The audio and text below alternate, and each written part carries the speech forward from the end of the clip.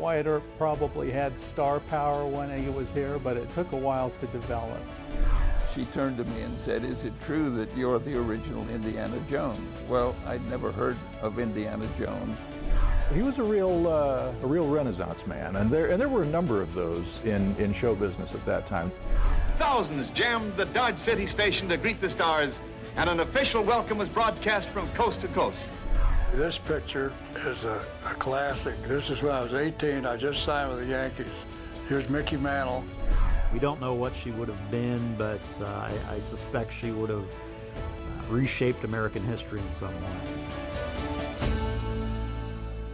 Hello everyone, welcome to Kansas People, Kansas History. I'm John Snyder. Over the next hour, we'll tell you the stories connected with the pictures and the sound clips you just saw and heard, and much more. We'll talk about Kansas and Wichita history, about people whose names you may not know who made their mark in a number of areas, and also about some events that have taken place in our state. Let's start with Wichita. Ever wonder why certain streets and schools here are named as they are? We have some answers. This is the original Wichita City Hall that was built in 1890 and served until about 1976. Eric Kale is director of the Sedgwick County Historical Museum. Ones who are showing importance to helping the community or helping out education is one of the things that we consider when we're looking at school names. Susan Arnsman is the spokeswoman for Wichita schools. 1867. This picture shows a survey crew laying out Sedgwick County. John Sedgwick was a Union general killed in the Civil War. Sedgwick was most noted for having his last words immortalized before he was killed in battle.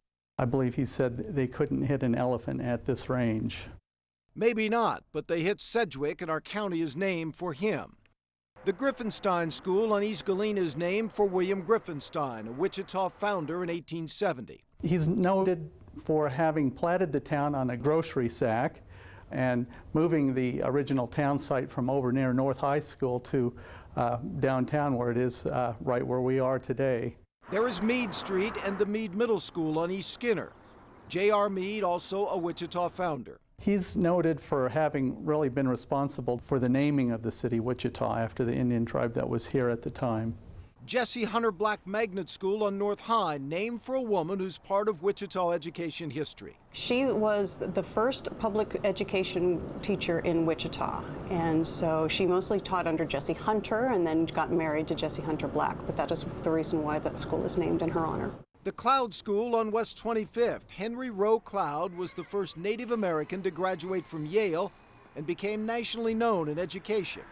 B.F. McLean has a boulevard in his name, a school on Marigold Lane, and a wall in honor of his service to Wichita. He was mayor for 3 terms, and he also was a bank president. The land where McLean is built, his family owned that land, and the district purchased it from him. Kellogg is probably our busiest road. Milo Kellogg was the first postmaster of Wichita. It was said he could carry the day's mail in his hat. And Murdoch Street, named for another, looming large in Wichita history. If you could point to one individual and pin the success of the city, the early success, on a certain person, it would be Marsh Murdoch, who came to Wichita and founded the Wichita Eagle. English Street is named for a local real estate man who named many of the city's streets. The Delano District, named for Columbus Delano, President Grant's Secretary of the Interior. He apparently never came anywhere near Wichita. The Coleman Middle School on Governor, William Coleman's Lantern Company, became nationally known. He was actually involved in education before he began the Coleman Company. He was a principal and he was a school teacher. So not only was he very prominent in helping Wichita and helping the community, he also was an educator. There is a Hyde School on North Oliver and a Hyde Park on South Greenwood. A.A. Hyde invented mentholatum, made a lot of money, and gave much of it away to local causes. He also was very active in the community, and he helped start the Wichita YMCA and the YWCA. He's one of the few that a school was named after him while he was still alive, and he would spend a lot of time visiting the school once it opened, since, you know, it had his name on it. Highland Cemetery at 9th and Hillside was the first cemetery in Wichita, and his monument is very tall. I think it's probably 15 feet tall and is topped with a allegorical figure of hope. Eric Cale is talking about William Matheson, a scout, Indian fighter, and a Wichita founder. Matheson Avenue is named for him.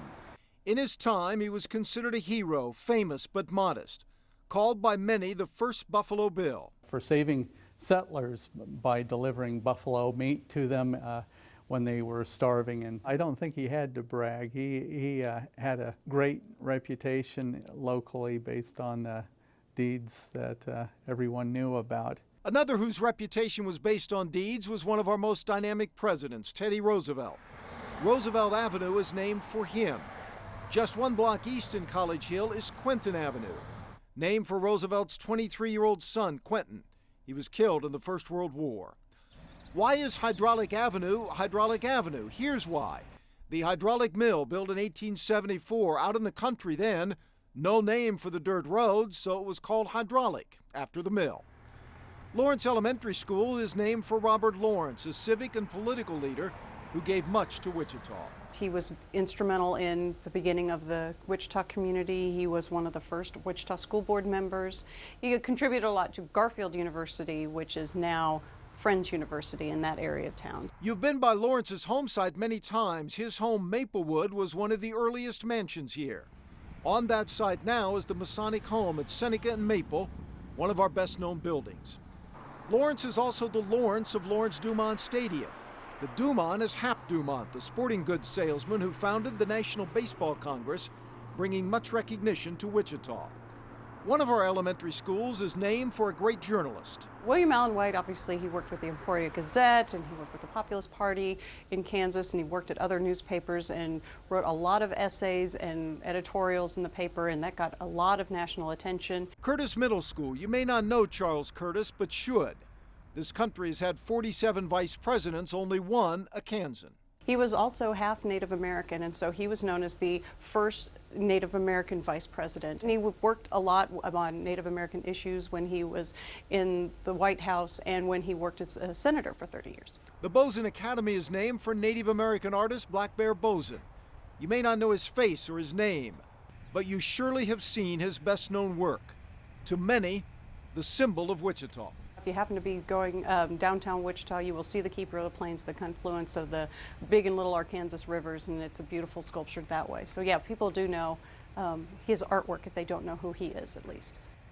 Our next story is in the area of the Keeper of the Plains. You may not know it, but Wichita once had its very own island, Ackerman Island, named after a man who once owned it.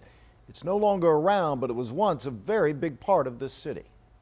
My own grandmother recalled her days as a girl going to that island. This video shot from the Broadview Hotel on Douglas Street, looking west across the Arkansas to Delano. Here's the same area in the 1920s. Train tracks running to a large island in the middle of the river. There was a baseball stadium, home to Wichita's professional team. Team was in the Western League during that time, which in that era was the next to the highest level of minor league play. Bob Reeves' book is called Baseball in Wichita, and he writes extensively about baseball on Ackerman Island, but Ackerman Island was more than just baseball. The whole atmosphere of the island apparently was one that people liked and went to and enjoyed themselves when they got there. From about 1900 until 1930, it was the amusement area of the city. From 1905 to 1918, there was an amusement park called Wonderland, with the nationally known roller coaster. There was a theater where such names as William Jennings Bryan, best-known speaker in the country, evangelist Billy Sunday, and marching king John Philip Sousa all appeared. For years, thousands flocked to that island in the middle of the river for baseball and more. Then it went away. They moved the east side of the island into the western channel by wheelbarrow. 1933, the amusement park long closed, the baseball team having left town. This picture shows workers digging up the island by hand. This painting shows the same thing. The decision made jointly by Wichita and the U.S. government to give work to men who had none. The people who worked there were paid $1 a day, so it was an arduous job to fill it in.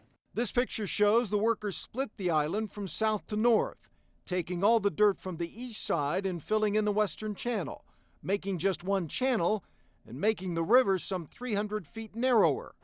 As you look at Delano now from the east bank, the first 200 to 300 feet on the west side was part of an island, now just a memory. Then after that, island was gone. There really isn't any trace of it that I can see from downtown. After Ackerman Island went away, Lawrence Dumont Stadium was built, but professional baseball did not return to Wichita until after World War II. When we come back, we'll take a look at two legendary lawmen who have connections to Wichita, and we'll explore the role that Kansas played in the years leading up to the Civil War. That's when Kansas People and Kansas History continues. Welcome back to Kansas People, Kansas History. In the early days, Wichita was a rough town. Two famous lawmen of the Old West have ties to Wichita, as does a notorious outlaw. We go back to a legendary cattle trail.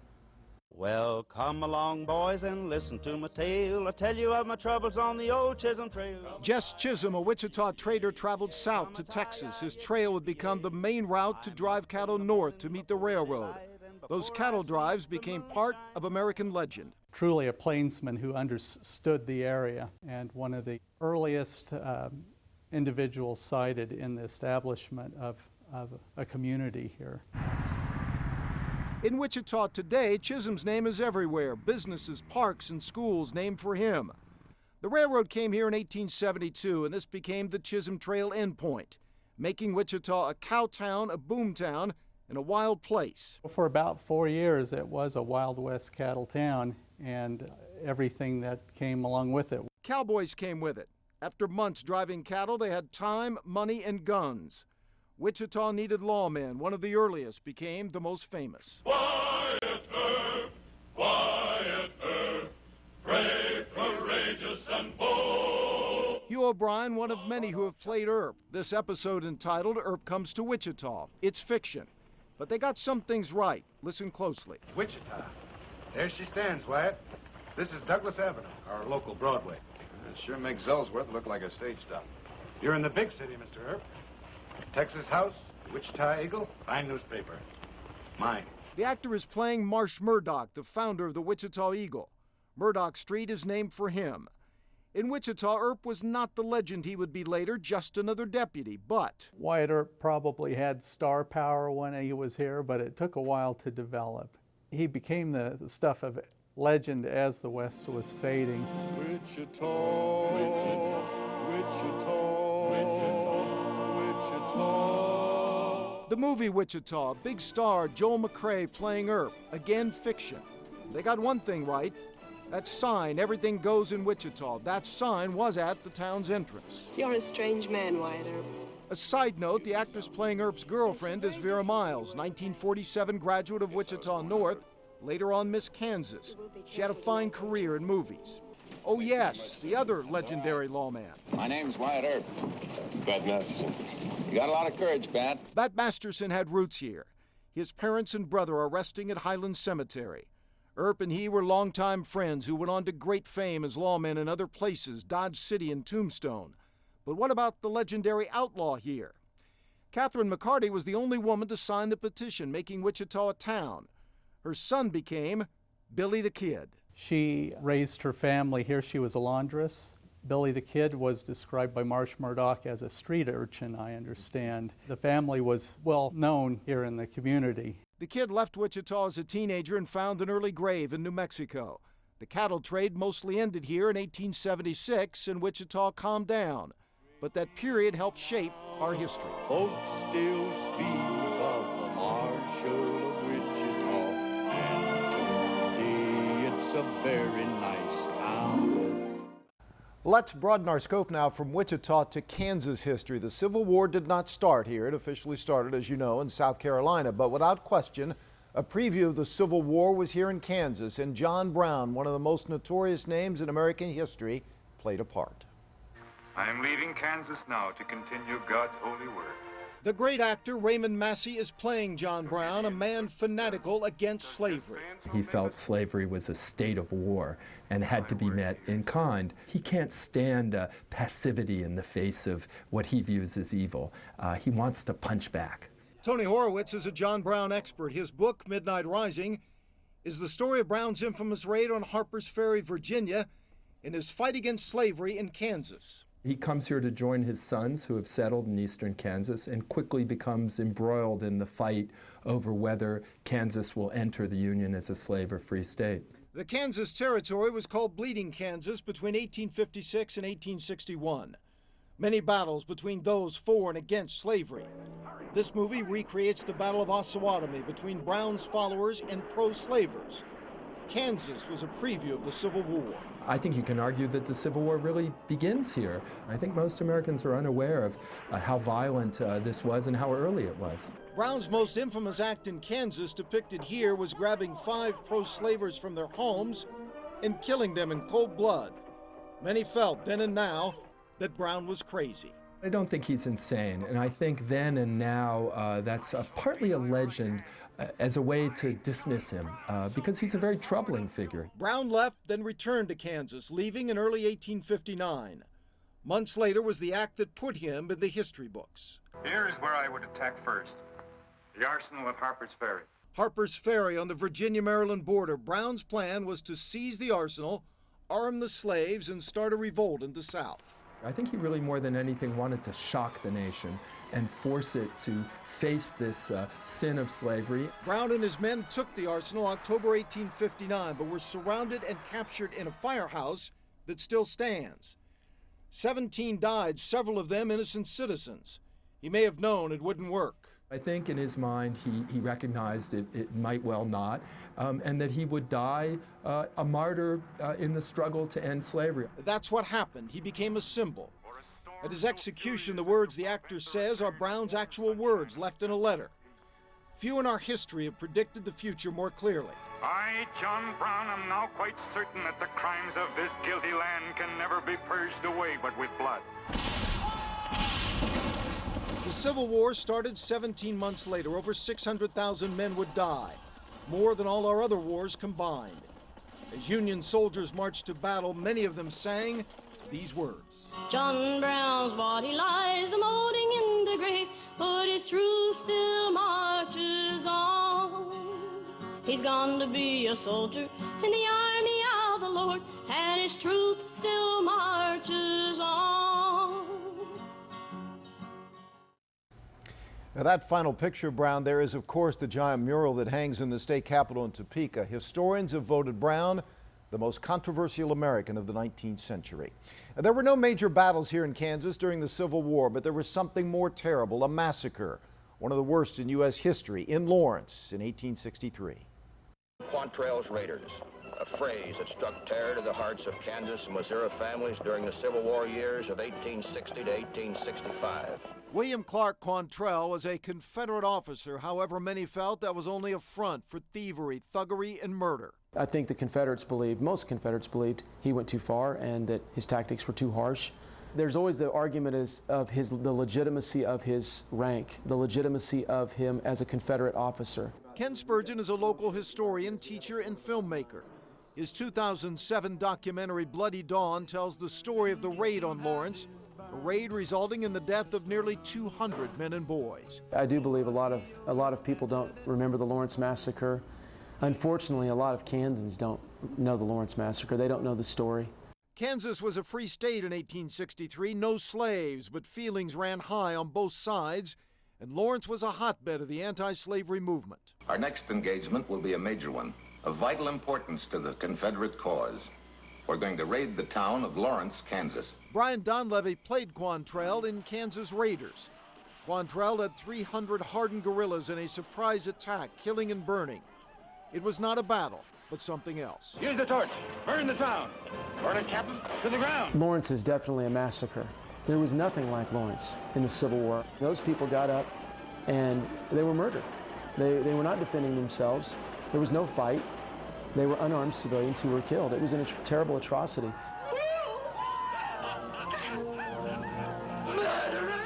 Many agreed then and do now. Yeah, I think Quantrell could be classified certainly as someone who got a great deal of enjoyment out of committing atrocities to some extent. In the Oak Hill Cemetery in Lawrence is this monument to those who died.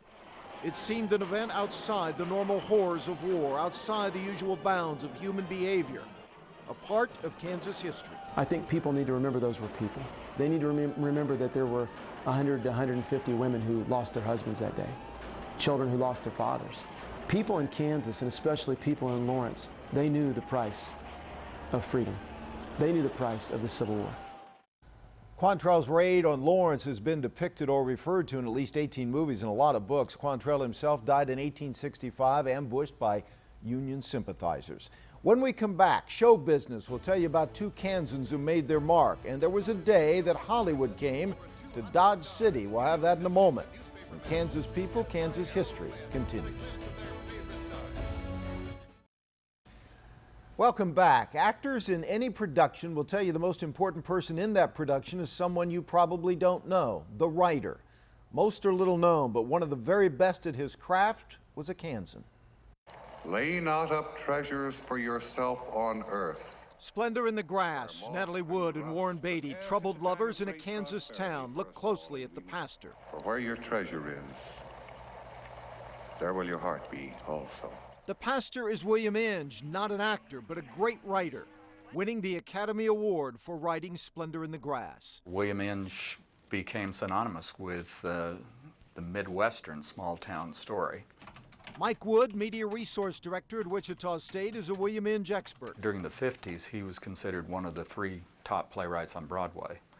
The three reigning playwrights were Arthur Miller, Tennessee Williams, and William Inge. Very lofty company for the native of Independence, whose hometown and people figured prominently in his stories. People in Independence could recognize incidents and even people in the town. The 1950s, Come Back Little Sheba, Picnic, Bus Stop, and The Dark at the Top of the Stairs. Picnic winning the Pulitzer Prize as Play of the Year. All hit plays, all hit movies, ranking him among the best. Still today, I think most scholars and other playwrights would rank him up there in the top 20. Just say whatever's in your heart, Wilmerdine. But if Inge had a way with words, he had little way with life. He was a troubled man. He was unhappy. He was dealing with depression and alcohol and his sexuality. He took his own life at the age of 60 in 1973, coming back to the Mount Hope Cemetery in Independence, home in both body and spirit. 6 Tony winners, 2 Pulitzer Prize winners at the 30th Annual William Inge Theater Festival, Independence Community College, Independence, Kansas. The Inge Theater Festival is a success story. Playwrights and actors coming to the Inge Theater from around the country to honor writers. Just part of his legacy. After he died, that the family said in his will he wanted his papers to come to Independence Community College. And they did. A special room in the college library, the life's work of a man whose stories of small-town lives have been acted by some of the best. I never been to Kansas before. Maybe you can tell me where Benson lives. We were arguing about that dress. You've got to take it back. You know, I think he is crazy.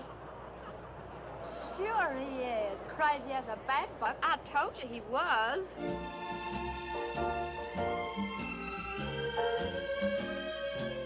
You know what it does to you. Oh, I know what it does to me. Makes me want to come home and look at you. After 17 years, it seems to me you'd be ready to accept me the way I am.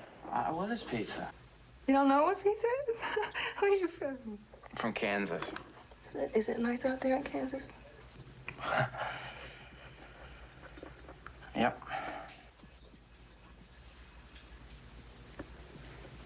It's very friendly. That's what it's like. It's friendly. Of Inge's plays, Picnic and Bus Stop are probably the best known, are considered 2 of the top 100 plays ever written by an American writer. Now to an actor who's been forgotten by many. He was a Wichita native who played one of the best known characters in American film. I might ask you the same question. Why? You don't look anything like these other women.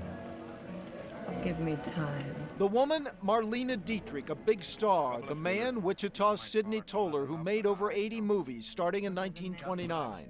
I'm getting sick and tired talking about that dame. For the next decade, he was one of that army of character players who enriched movies so much in those years. Film historian J.B. Kaufman and I talked at the Orpheum. 2 blocks away, St. Francis and First, sits an automotive store, but there, more than 100 years ago, was the Toller Opera House, owned by his parents, who started him in acting. He was a real Renaissance man, and there were a number of those in show business at that time. Toller could act, write, and direct. After years in Broadway plays, he went to Hollywood in the late 20s. Broadway stands for a lot of baloney, but it will never digest a piece of tripe like this. He worked with some of the best. Here, Buster Keaton and Jimmy Durante, big stars. Also with Laurel and Hardy, Clark Gable, and Bette Davis, among others, making several movies a year. Then, at the age of 64, his most famous role, indeed one of the most famous roles in film. Captain Johnson shot Mrs. Wayne's husband when he came aboard ship and hid money in lifeboat. Chinese detective Charlie Chan, portrayed in nearly 100 movies. No one played Chan more than Toller. Audiences flocked to see the low-key, folksy detective get his man. The element that gives the Charlie Chan series its staying power is that kind of comfortable familiarity of the character, his sayings. Those sayings always making a point. Ancient ancestor once say, even wise man cannot fathom depth of woman's smile. Opinion like tea leaf in hot water. Both need time for brewing. Ancient proverbs say, one small wind can raise much dust. Making bedfellow of serpent, no guarantee against snakebite. 22 Chan movies in 8 years, the final one, 1946, The Trap. Working in great pain from stomach cancer that would take his life. He was a trooper, and he gave it all he had up to the point where he died in 1947. He died at 72 in Beverly Hills, but returned here to rest at the Highland Cemetery. No, never a big star, but he was compensated with a career many would envy. No one has thanked you. Oh, I am sufficiently recompensed now. Thank you so much. Goodbye. Toller was helped when movies went from silent to sound. Many silent actors could not make the transition. Many stage actors went to Hollywood. Toller was one. Speaking of Hollywood, there was a day when Hollywood came to Kansas, specifically to Dodge City. It was one of the highlight days in Kansas history. They stopped 12 times on the way here and signed autographs. And there's Big Boy Williams. He stayed here at Boot Hill. They had to fight him, I think, the catch of the rest of the group. It attracted the attention of people from all over the country. All the major New York newspapers were represented by reporters. Noel Area is former head of the Kansas Heritage Center in Dodge City. Luis Sanchez is a former mayor. They took me back 73 years to a very big day. Hailed as the most spectacular world premiere ever given a motion picture was the opening of Dodge City in the very town on which the film is based, Dodge City, Kansas. The second movie premiere ever held outside Hollywood was more than a year in the making. The state of Kansas and Dodge City decided to really try to go all out for this. And so they sent a committee to Hollywood. Headed up by Kansas Lieutenant Governor Carl Friend, who brought petitions asking Jack Warner to open the movie in Dodge City. You may inform the people of your great state that the world premiere of Dodge City will definitely be held in the city whose story it tells. Warner Brothers sent a train full of stars to Kansas for the opening. Thousands jammed the Dodge City station to greet the stars, and an official welcome was broadcast from coast to coast. Somewhere in that crowd was 15-year-old Luis Sanchez, who talked his way onto the train to meet stars and get autographs. I hadn't seen any movie stars, and I figured, boy, train load up. Now's the chance. You better use the chance. The opportunity is here. You better take advantage of it.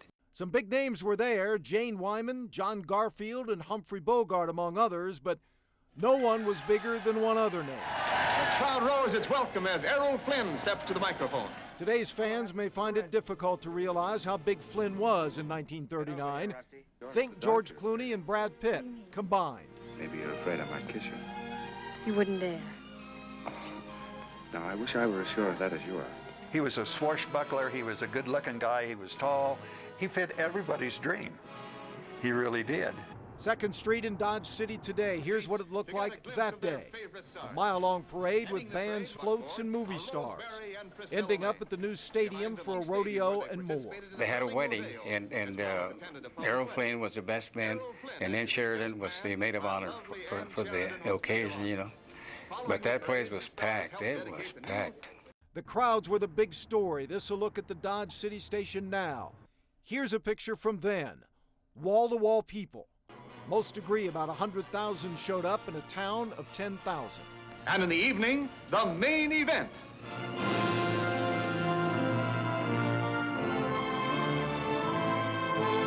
Why not call it after the man who made it possible, Dodge City? That's right. Dodge City it is. The Dodge Theater still stands, refurbished but empty. A reminder now of the day that Hollywood came to Dodge City. Hollywood did well by Dodge City. For a little town of 10,000, I think it was darn good. Even today, a movie opening outside of New York or Los Angeles is considered to be very rare. When we come back, we'll talk baseball. I'll tell you about a man you probably don't know, and with another, we'll probably have to jog your memory. Both were World Series stars. That's when Kansas People, Kansas History continues. Welcome back. Kansas has produced a number of baseball stars. The two men we introduce you to now were not giant names, but both were World Series heroes. For the first, we go back more than 100 years to when baseball was clearly the national pastime.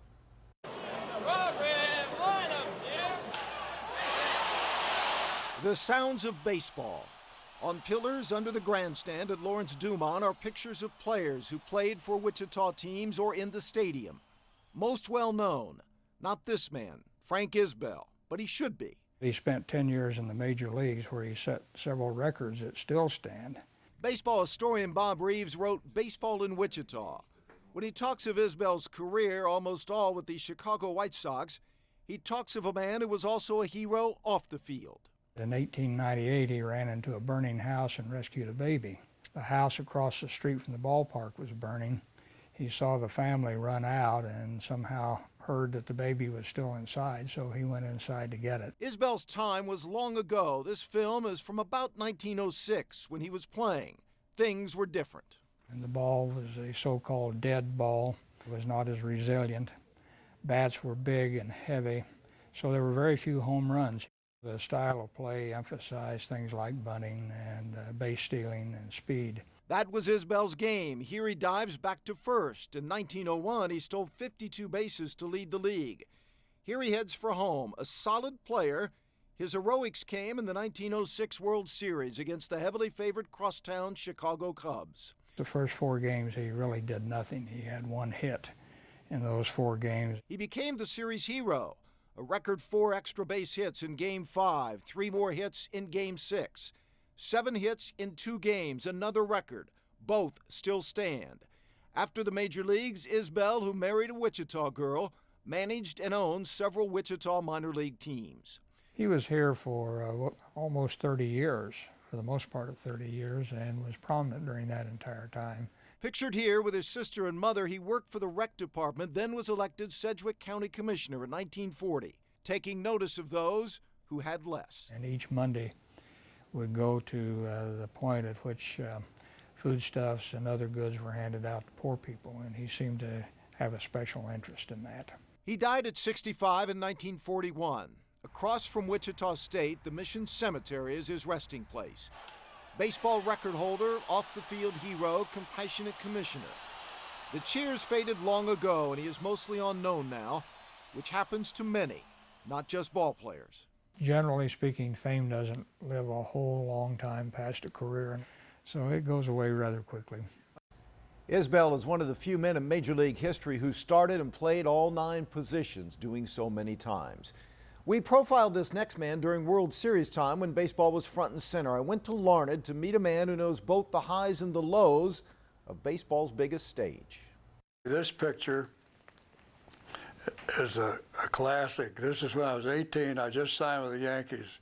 Here's Mickey Mantle, Kubek, Richardson, Boyer, and Scarron. They used to call it the $1 Million Infield. In their 51st year of marriage, Ralph and Tanya Terry have many memories, especially this time of year. And it is 9-7 in favor of Pittsburgh. And Ralph Terry is coming in to replace Jim Cope. October 1960, he was 24, coming into Game 7 of the World Series, pitching for the Yankees against Pittsburgh, living a dream many have as youngsters. My first dream was to just pitch 1 inning in a big league game, or win 1 game. He did far better than that, but not this day. Bottom of the 9th, score tied at 9. Bill Mazeroski, the Pirate hitter. Terry came out on the short end of baseball history. There's a drive into deep left field. Look out now. That ball is going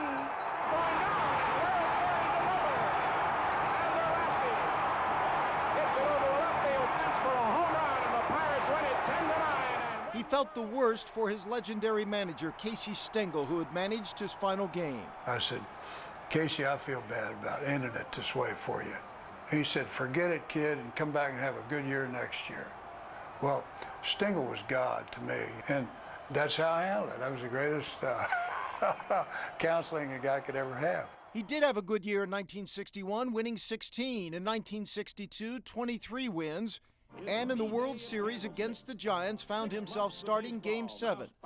Going to the stadium, the Yankees heard Joe Gargiola on the radio say this. He said, well, the Giants are going to win. Ralph Terry will choke, you know. Hardly. All Terry did was shut out a Giant team with 3 Hall of Famers, Cepeda, McCovey, and Mays, giving up just 4 hits. But a 1-0 lead in the 9th with McCovey at the plate and 2 on made things interesting. Here's the pitch to Willie. Here's a liner straight to Richardson. The ball game is over and the World Series is over. Terry and his team were winners, and yes, he was thinking of 1960 in 1962. You start thinking what all this meant, you know. Now, if I lose this game, I'm 2 7th games.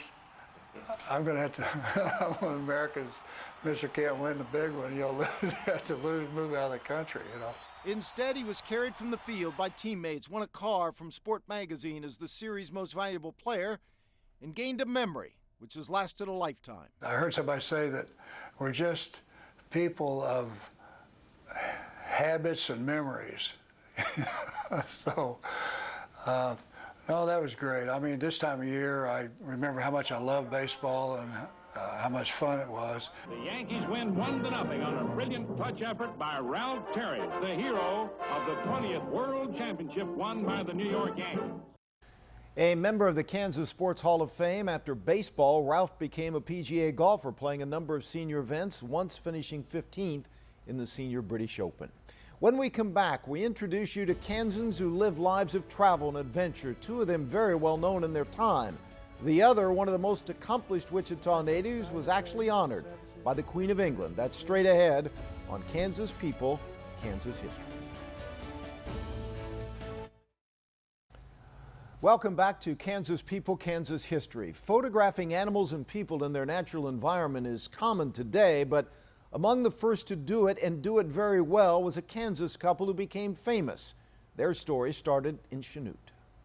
While many of our most thrilling experiences have happened in Africa, other unforgettable days were spent in the South Pacific Islands. Martin and Osa Johnson lecturing on their travels to exotic places. Forgotten by many, they never will be in their hometown of Chanute. The museum opened June 11th, 1961, and 50 years later, here we are. For 22 of those years, Conrad Froelich has been director of the Martin and Osa Johnson Safari Museum in Chanute, a museum devoted to a pair of lives lived very much in full. They led a life of adventure and travel to exotic locations, and it's romance as well. I mean, here was a married couple, and that was their work together. You will hear the angry grunt of the hippo and the roar of the beautiful Murchison Falls, and then the mysterious pygmies. They documented their travels and adventures extensively in movies, lectures, and books. They not only showed what they encountered, the landscape, the wildlife, the native peoples, but they also showed themselves, how they lived, how they traveled, and the adventures they were having. The savages are cannibalistic as they were thousands of years ago. Their first film, 1918, Cannibals of the South Seas. They lived among the cannibals and headhunters for 2 years. The Johnsons made more than a dozen films, most in Africa. Congorilla, the first sound movie shot entirely in Africa. They were the first to photograph gorillas in the wild. After that, their best-known trip.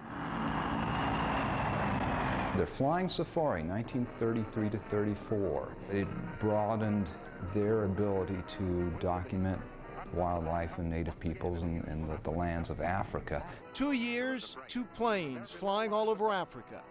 They were the first to fly over Mount Kenya and Mount Kilimanjaro. Many of their wildlife pictures cannot be duplicated today.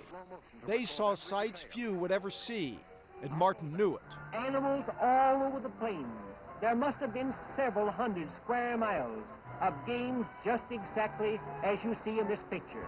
It was a most marvelous sight I never expect to find anything so wonderful again. Back home, they were greeted by large movie and lecture crowds and heavy book sales. They were as well known as any couple in the country. This book was written in 1942, 20 Modern Americans. So number one in the book is Walt Disney. Number two, then the Martin Johnsons, bringing maps to life. That book published 5 years after Martin's death in a plane crash. Osa took her husband home to Chanute. She would join him 16 years later. They left behind a record of times and people long gone, what used to be, and for the future, a glimpse of the past. They saw themselves as creating a record of a vanishing natural and cultural world, 70, 80, 90 years ago, and they wanted to create a record of that for future generations, and that's essentially what they have done. A man who grew up inspired in part by the Johnsons had his own life of travel and adventure. Some considered him the model for a well-known movie character. He wasn't, but he certainly was the only Wichitan ever honored by the Queen.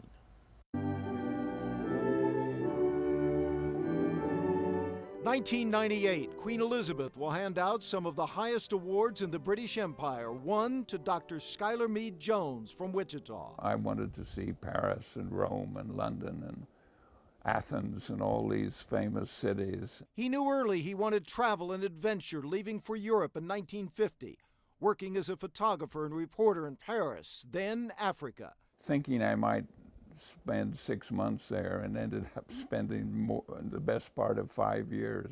He was a policeman during the Mau Mau uprising in the 50s and hunted crocodiles for a living. Problem is, when you shoot them, they sink.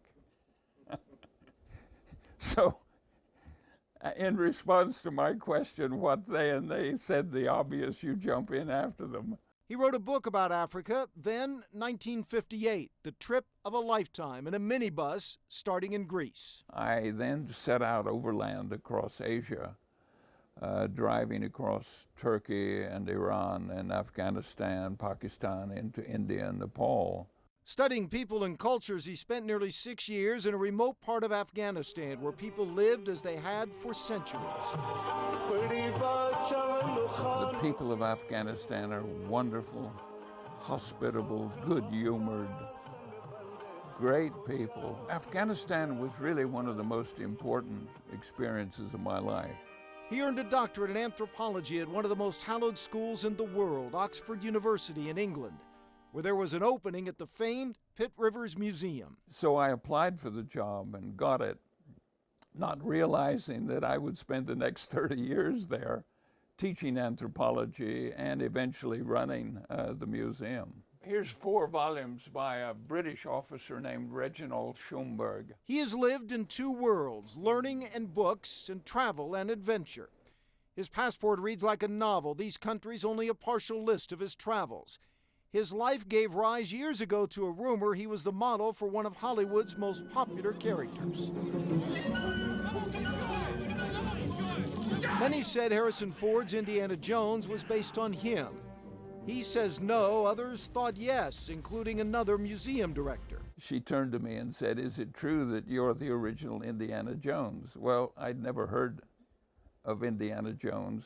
Even lifelong friends wondered. They then explained to me about the movies, which apparently they'd all seen. And they said, well, you know, knowing you in the old days, we thought maybe that was you.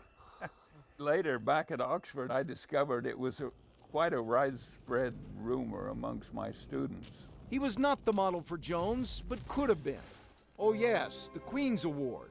Professor Schuyler Jones for services to the Pitt Rivers Museum at Oxford University. Named a Commander of the British Empire, an award coveted by many, not given lightly. It was a strange thing for a kid from a Kansas farm to suddenly find himself in Buckingham Palace. It's a memoir, not an autobiography. He speaks several languages, has written several books, including his latest, A Stranger Abroad, about his life. There are no regrets over things not done. Unfortunately, life's too short to learn as much and do as much as we would like. Jones has slowed down only a bit at the age of 82, living now with his son on 11,000 acres in Africa. When we come back, you may not know it, but fast food and restaurant franchising started in Kansas. And we'll end the show with something written more than 90 years ago in the wake of a tragedy. That's still to come on Kansas People, Kansas History. Welcome back. Many are surprised to find out that the idea for restaurant chains and franchising started in Kansas with a man named Fred Harvey. A long time ago, he was nationally known, as were the young women who worked for him.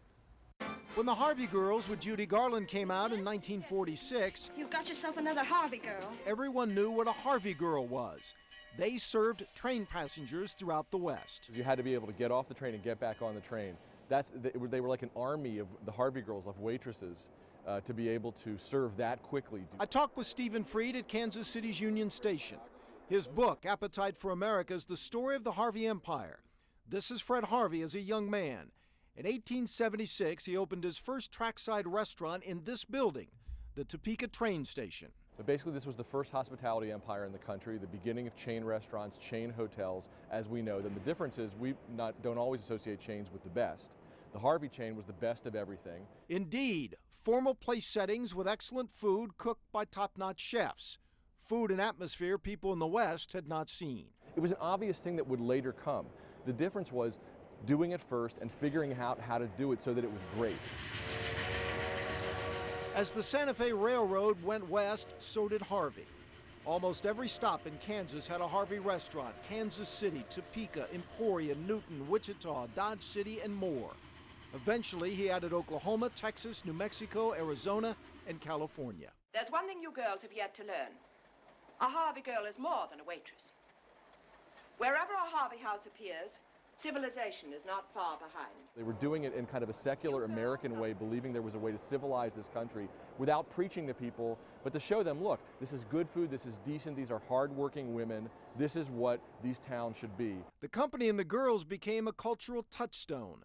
Humorist Will Rogers, probably the most popular American in the 30s, said Fred Harvey gave the West good food and wives. This is the first female workforce in America. It's also the first opportunity for single women to travel by themselves, to make their own money, and the Harvey system is believed to have brought over 100,000 women from the Midwest who married and settled down in the West and the Southwest and built a lot of those communities. Here in Kansas, many of the train stations still exist. Wichita's Union Station on Douglas Street had a Harvey lunchroom. The Harvey Diner in Kansas City's Union Station pays tribute to a time long ago. This is how the same room looked in the 30s when a future president, Harry Truman, ate there nearly every day. The Harvey Company no longer exists. Fred Harvey died in 1901, and his home in Leavenworth is now a museum. He's mostly unknown now, but his legacy remains. That a lot of the people you read books about wish they had changed America the way that Fred Harvey did. If you grew up in Kansas, somebody in your family had a tie to the Santa Fe Railroad or the Fred Harvey Company. It's impossible that they didn't. Harvey was one of the main people responsible for the tourism boom in the Southwest and the Grand Canyon, among other places. We end our show with a tragedy that happened more than 90 years ago. A young girl in Emporia lost her life, but the words of her famous father mean that, in one sense, she lives on. Her name was Mary White. The last hour of her life was typical of its happiness. Chris White Walker, editor of the Emporia Gazette, reading words written in the same room 91 years ago by another Gazette editor, his great-grandfather. If you lose a son or a daughter at a young age, it's really timeless, and I think the words that he wrote were timeless. William Allen White was a very significant Kansan, honored journalist with a nationwide reputation, friendships with several presidents. His daughter Mary was born in 1904. She would live less than 17 years. Along with a lot of people, I've had an interest in Mary White for years. Beverly Buller has written 2 books about the Whites, From Emporia about William Allen White, and Prairie Peter Pan, Mary's Story, both named notable Kansas books. It pleases me that William Allen White continues to be recognized. It's almost like people are discovering him, and then through him, they discover Mary. 1977, a top TV movie filmed in Emporia was Mary White. Kathleen Beller played Mary and the great character actor Ed Flanders, her father. You see, Mary, that's what it's all about, being willing to take a chance. May 1921, as she waved to a friend, her horse veered from the path, knocked from the saddle by a low branch. Her skull was fractured. She never woke up. Vivacious, lively, intelligent. You just wonder what would have become of her. And that is the question, the what if of a child dying young. Segregation is not something that started this morning in the girls' lounge. It's going to take a lot more than an editorial to stop it. Well, okay, but somebody has to take the first step. Why wasn't it you? She was that way, well-read, smart, passionate about issues. We don't know what she would have been, but I suspect she would have reshaped American history in some way. In Emporia's Maplewood Cemetery, she rests alongside her parents and brother Bill, himself a great journalist. After her funeral, her father wrote in the Gazette of a lost child.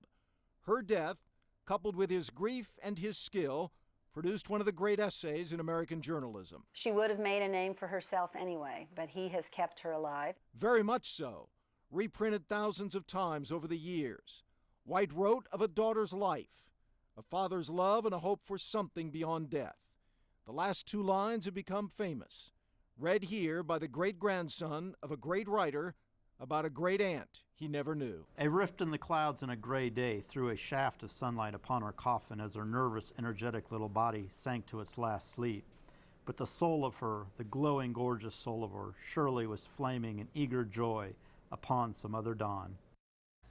The Mary White essay remains today, all these years later, the most requested item at the Emporia Gazette. That is our show, stories you may not have known about some Kansas and Wichita history and some people you may not have known. We've posted all these stories on our website, ksn.com. We hope you've enjoyed them. Have a great night.